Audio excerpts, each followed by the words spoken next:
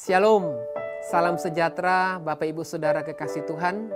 Saat ini saya akan memberikan satu tema kebenaran firman Tuhan mengenai jangan pernah menahan kebaikan.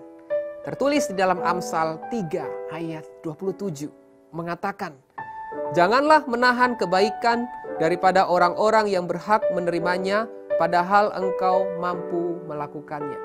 Saudaraku kekasih Tuhan, Allah telah berkenan mengaruniakan kepada kita roh-Nya yang kudus. Roh Kudus yang memimpin kita untuk percaya kepada Yesus dan melakukan segala perintah-Nya.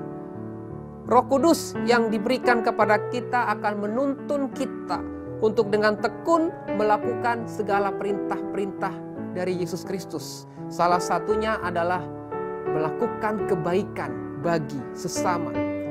Ketika kita dipimpin oleh Roh Kudus, ketika hidup kita dikuasai oleh Roh Kudus, saudara, kita harus melakukan semua hal yang baik dan membenci dan meninggalkan hal-hal yang jahat. Kita harus peka melihat kehidupan orang-orang di sekitar kita. Ini adalah peluang yang diberikan oleh Roh Kudus untuk kita bisa membantu sesama, berbuat baik kepada semua orang, terutama kepada orang-orang yang seiman sebagai pengikut Kristus yang sejati. Hendaklah kita percaya bahwa tidak ada lagi yang kebetulan di dalam hidup ini. Tuhan mengizinkan segala sesuatu terjadi untuk kita bisa menyatakan kebaikan. Semua diatur oleh Tuhan, termasuk dengan siapa kita bertemu, dengan siapa kita berkomunikasi. Disitulah ajang, disitulah waktunya untuk kita menyatakan kemuliaan Tuhan melalui perbuatan baik, melalui pernyataan kebaikan kita kepada semua orang. Bapak Ibu Saudara kekasih Tuhan, kebaikan adalah sifat alami. Kebaikan adalah sifat alami dan sifat ilahi yang harus terpancar di dalam kehidupan kita sebagai orang percaya. Mengapa saudaraku?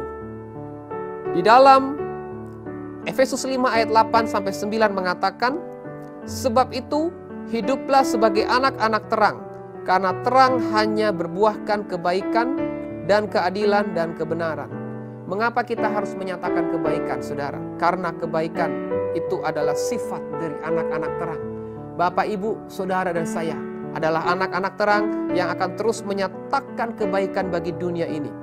Tuhan yang kita sembah adalah Tuhan yang baik adanya. Dan teladan yang Dia berikan adalah teladan kebaikan yang telah ditunjukkan kepada kita 2000 tahun yang lalu. Perbuatan baik yang Tuhan nyatakan tidak melihat status dan latar belakang, tidak melihat budaya dan kondisi kehidupan kita. Salah satunya adalah menyembuhkan yang sakit, melepaskan mereka dalam segala keterikatan, dan memberi makanan kepada yang lapar. Karena Tuhan Yesus Kristus, semua kita wajib untuk meneladani Dia. Sebagai pengikut Kristus yang sejati, mari kita belajar untuk menyatakan kebaikan di dalam praktek kehidupan kita sehari-hari. Karena tidak semua orang Kristen itu baik adanya. Dan tidak semua hamba-hamba Tuhan sekalipun dalam pelayanan dia baik.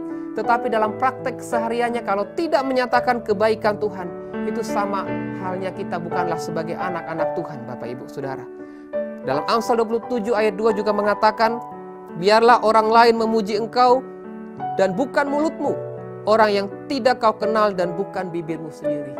Kebaikan Tuhan dapat terlihat ketika orang-orang lain melihat Kristus lewat kehidupan kita, melihat perbuatan keseharian kita, bukan sekedar dalam pelayanan, bukan dalam sekedar ketika kita beribadah, tetapi di dalam segala aspek kehidupan. Kita belajar kepada Dorcas. Dorcas adalah orang yang baik. Dan orang-orang Yahudi memanggilnya sebagai Tabita, yang artinya rusa betina.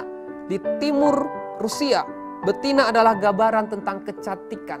Dorcas menunjukkan suatu kecantikan. Ini berbicara mengenai kebaikan. Kebaikan yang kita wujud nyatakan di dalam kehidupan kita sebagai pengikut Kristus. Kita belajar kepada Dorcas di akhir hidupnya ketika dia meninggal. Orang-orang meminta kesembuhan dan akhirnya Tuhan menghidupkan kembali Dorcas. Dan orang-orang bisa melihat kehidupan Dorcas selama dia hidup. Dan ketika dia dibangkitkan dari kematian, orang-orang menjadi percaya kepada Kristus. Mari kita menjadi suratan Kristus yang terbuka, yang bisa menyatakan kebaikan bagi sesama, membangkitkan orang-orang yang mati rohani, mati imannya di dalam Tuhan. Biarlah firman Tuhan ini memberikan kekuatan bagi kita semua. Tuhan Yesus memberkati.